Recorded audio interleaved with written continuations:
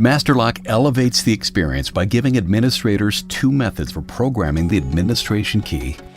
The first is the lock-by-lock programming method. Start by entering the 7-digit backup master code and pressing the checkmark button. Then plug the administration key into the micro USB located at the bottom of the keypad module.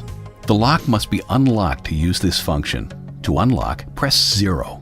Then, sync the administration key with the new lock by pressing the administration key button. The administration key will flash green 3 times when the process is complete. The second method for programming the administration key is the USB to computer method. Start by opening the CD file or email with the backup master code CSV file from MasterLock. Save the CSV attachment from the email to your hard drive.